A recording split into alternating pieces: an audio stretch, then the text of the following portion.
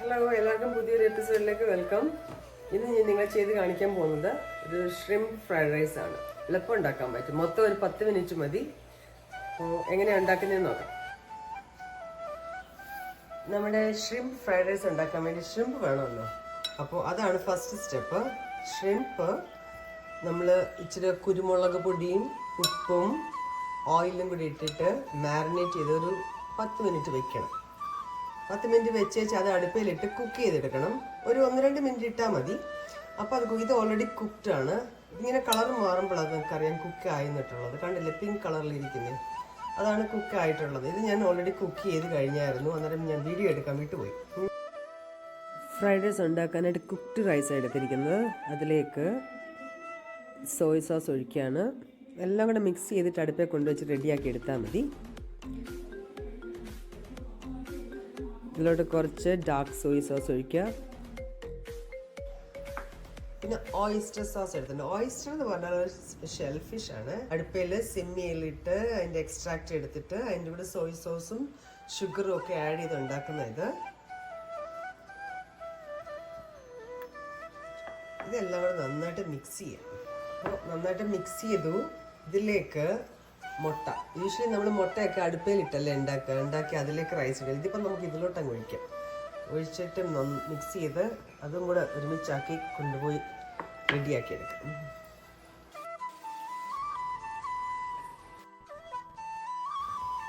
ഇച്ചിരി ഏരിയൊക്കെ നമുക്ക് വേണമല്ലോ, അതുകൊണ്ട് ഞാൻ കുറച്ച് ഹോട്ട് ചില്ലി സോസ് ഒഴിക്കും. നിങ്ങൾക്ക് ഒഴിക്കാം ഏരിയ ആവശ്യമുണ്ടെങ്കിൽ.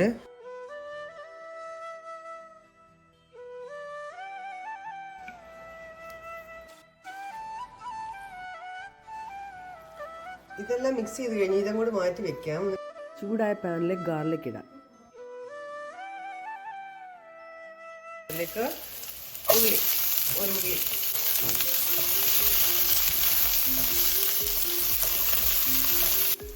ഇതിലേക്ക് ഷ്രിംപ് ഇടുവാണ്. കുക്ക്ഡ്. ഇത് കുക്ക്ഡ് അല്ലാന്നുണ്ടെങ്കിൽ നിങ്ങൾ ആദ്യം ഷ്രിംപ് ഇടണം. ഷ്രിംപ് ഇട്ട് കുക്ക് ചെയ്തതിന് ശേഷമേ ഗാർലിക്കും ഉള്ളിയൊക്കെ ഇടാവുള്ളൂ.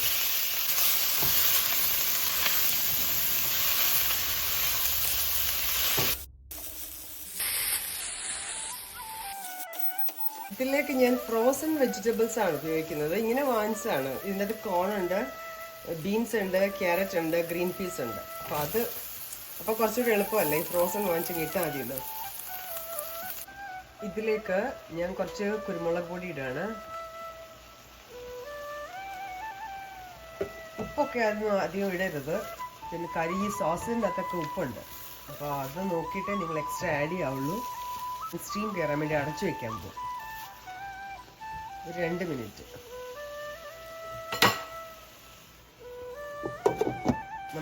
ഇത് ഞാൻ മാറ്റാൻ പോയപ്പോൾ ഒരു പാത്രത്തിലേക്ക് മാറ്റാം.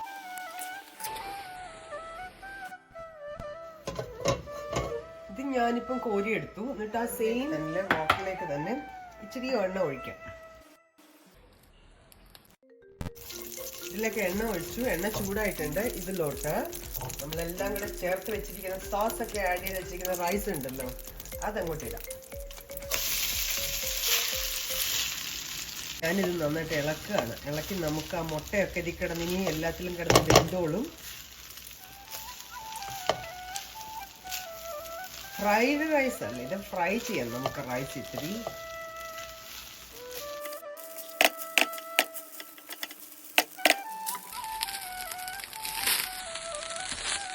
ഈ സൈഡിൽ നോക്കിക്കോ, ഇവിടെ നോക്കിക്കോ, പൊട്ടിത്തെറിക്കുന്നത് കാണാമല്ലോ. പൊട്ടിത്തെറിക്കുന്നത് അതാണ് പാകം. അപ്പോൾ ഇത് പാകമായിട്ടുണ്ട്, നന്നായിട്ട് ചൂടായിട്ടുണ്ട്. കണ്ടോ, അത്രയും ആക്കണം നമ്മൾ. നിങ്ങൾക്ക് ശബ്ദം കേൾക്കാൻ പറ്റും, ഗിരിഗിരിഗിരാന്ന് പൊട്ടുന്നത്. കണ്ടില്ലെങ്കിലും ഫ്രൈ ആയിട്ടുണ്ട്. ഇനി ഇതിലോട്ട് വെജിറ്റബിൾസ് ആഡ് ചെയ്യണം. നന്നായിട്ട് മിക്സ് ചെയ്യാം. എരിയൊക്കെ നിങ്ങളുടെ ആവശ്യത്തിന് ഇടണം. നിങ്ങൾക്ക് വേണം ചില്ലി സോസ് കുറച്ചും കൂടി ആഡ് ചെയ്യാം. കുരുമുളക് പൊടി ആഡ് ചെയ്യാം. അപ്പം നിങ്ങളുടെ ഇഷ്ടമാണ് എരിയൊക്കെ. ഉപ്പും അതുപോലെ നോക്കിയിട്ട് ഇടാവുള്ളൂ. സോസിനൊക്കെ നല്ല ഉപ്പുണ്ടാവും. ഈ എല്ലാ സോസസും ഉണ്ടല്ലോ നമ്മുടെ സൗത്ത് ഏഷ്യൻ കടകളിലൊക്കെ കിട്ടും. ഈ ഷ്രിമ്പൊക്കെ അലർജികൾ ഒരുപാട് പേരുണ്ട്. അപ്പോൾ അത് സൂക്ഷിച്ച് നോക്കി നിങ്ങൾക്ക് അലർജി ഒന്നും ഇല്ലെന്ന് മേക്ക് ഷുവർ ചെയ്തിട്ട് നിങ്ങൾക്ക് ഷ്രിമ്പൊക്കെ കഴിക്കാവുള്ളൂ. അതുപോലെ ഓയിസ്റ്റർ ഒരു ഷെൽ ഫിഷാണ്, അപ്പോൾ അതും ചിലപ്പോൾ അലർജി ആയിരിക്കും. അപ്പോൾ നോക്കണം. ഫുഡ് അലർജി എന്ന് പറയുന്നത് ലൈഫ് ത്രെറ്റനിങ് അല്ലേ. സോ അതുകൊണ്ട് ഏത് ഫുഡും അലർജി ഉണ്ടെന്നുണ്ടെങ്കിൽ കഴിക്കുകയേ ചെയ്യരുത്. അപ്പോൾ ഇതൊന്ന് ഒരു മിനിറ്റ് ആവി കയറട്ടെ. ഇതിലേക്ക് അരിഞ്ഞു വെച്ചിരിക്കുന്ന നമ്മുടെ ഗ്രീൻ ഒനിയൻസ് അതും കൂടി ഇടാം. ഇത്രയേ ഉള്ളൂ. എളുപ്പം ചെയ്ത് തീർക്കാൻ പറ്റുന്ന ടേസ്റ്റി ആയിട്ടുള്ള ഒരു ഫ്രൈഡ് റൈസാണിത്. റൈസ് ഫ്രൈഡ് ആവുന്ന കാണിച്ചില്ല ഞാൻ.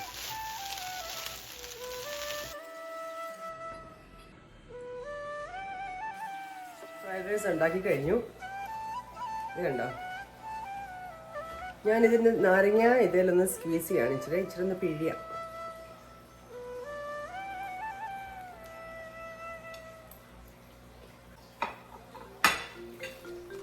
നമ്മളൊരു ചൈനീസ് റെസ്റ്റോറൻറ്റിൽ പോയി റൈസ് കഴിച്ചാൽ അതിലെ ടേസ്റ്റും ഉണ്ട്. എല്ലാം പാകത്തിനുണ്ട്. നിങ്ങൾക്ക് ധൈര്യമായിട്ട് ഇത് ട്രൈ ചെയ്ത് നോക്കാം.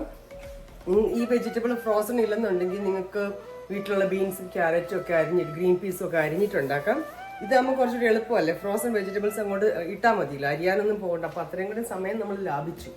അപ്പോൾ എല്ലാവരും ട്രൈ ചെയ്ത് നോക്കണം. ടേസ്റ്റിയാണ്. സോ നെക്സ്റ്റ് ഒരു വീഡിയോ ആയിട്ട് കാണാം. Till then, bye.